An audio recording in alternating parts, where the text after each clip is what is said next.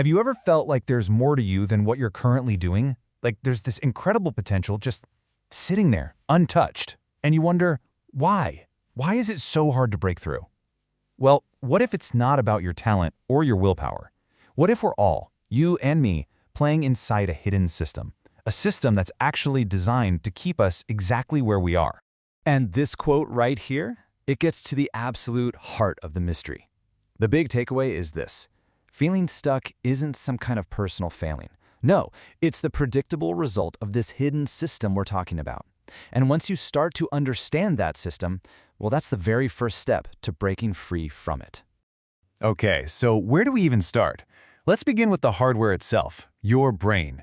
Now, you might think your brain is this amazing machine built for growth, for reaching your potential, for self-actualization. But you'd be wrong. At its absolute core, your brain is wired for one thing and one thing only: survival. So think about it like this. Your brain is running this program. You could call it a survival optimization system. And its job is brutally simple. When things get uncertain, retreat to what's safe and known. So that new career you're thinking about, that creative project you want to start, to your brain, that uncertainty feels just as threatening as a lion hiding in the bushes. It's like having this ancient, overprotective bodyguard who sees a predator lurking behind every single new opportunity. And to really get this, you gotta know that we've basically got two different systems running the show up there. First, you've got your autopilot. This is your fast, automatic gut reaction system. It's pure instinct. Then, you've got your pilot.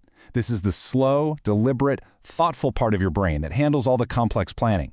This is where your biggest dreams and goals live. But here's the catch. Using your pilot takes a ton of energy. And here's the really cruel irony in all this.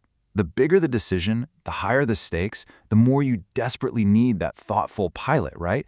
But what happens when you're stressed? Your brain gets flooded with cortisol, which pretty much shuts the pilot down completely, and it hands the controls right over to your reactive, primitive autopilot. So in the exact moment you need to be brave and make a bold new move, your brain forces you back into the same old habits and patterns that have been keeping you stuck all along.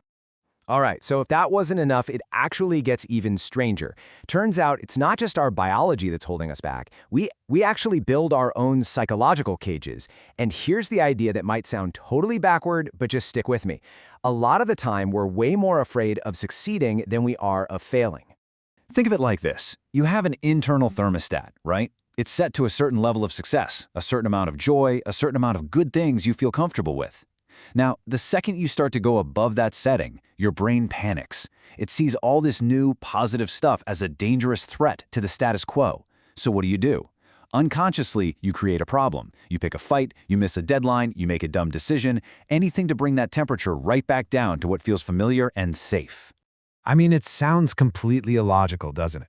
Why in the world would any of us put a limit on our own success and happiness? Well, the answer isn't on the surface. It's buried deep, deep down in our subconscious beliefs.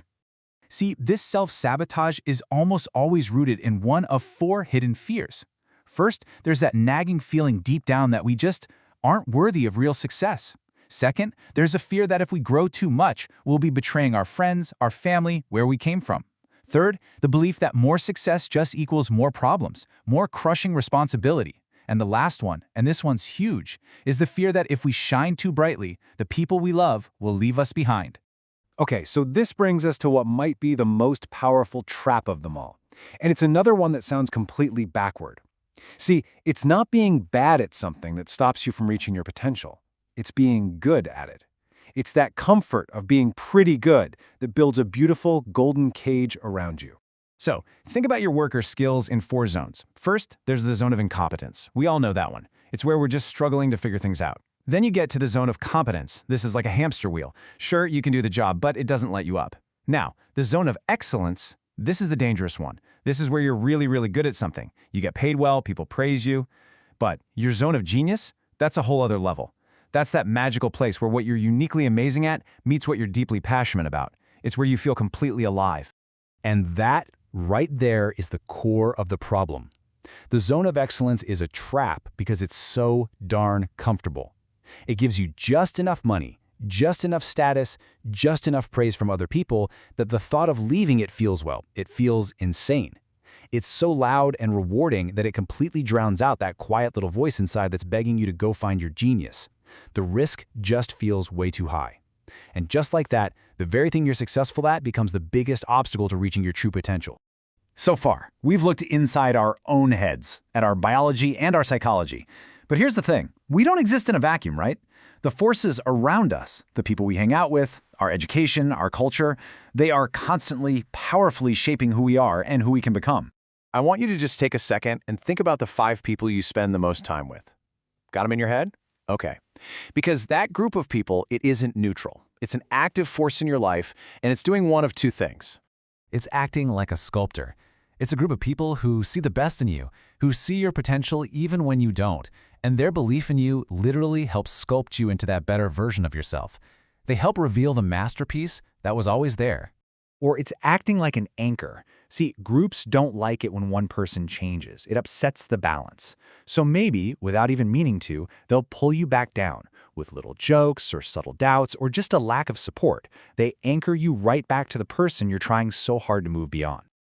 Just to pile on top of everything else, our minds have these built-in glitches.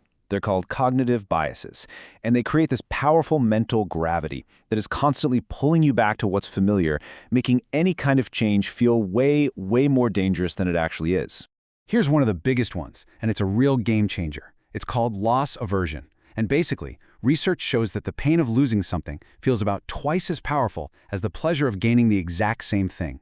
Let that sink in. This means your brain is hardwired to massively overestimate the risks of making a change because it's laser-focused on what you might lose, like your current comfort or security, and it barely registers what you might gain. And loss aversion has a couple of tricky partners. First, you've got the sunk cost fallacy. That's the voice in your head that says, well, I've already put so much time and energy into this job, I can't quit now. Then there's the status quo bias, which is just our brain's weird, irrational love for things staying exactly as they are.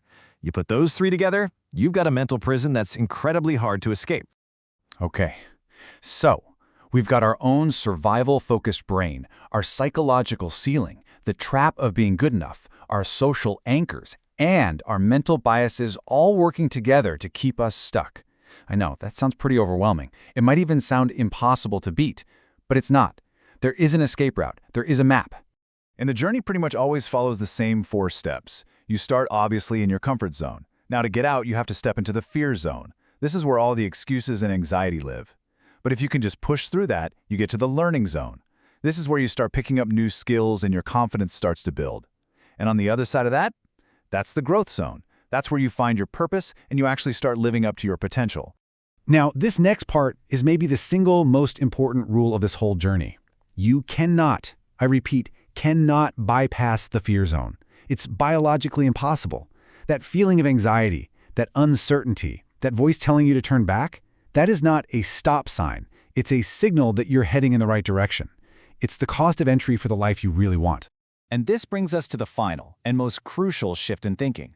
The people you see out there, the ones living up to their potential, they don't have more willpower than you. That whole idea is a myth. What they have is better design. They are masters of their environment. They intentionally curate their social circles, their daily habits, the information they let in.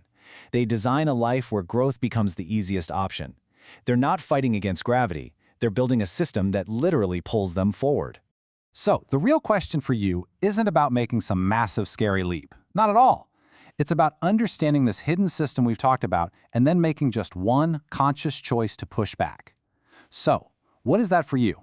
What is one small, tiny, almost insignificant step you can take today to move toward the edge of your comfort zone and start the real journey toward everything you're capable of becoming?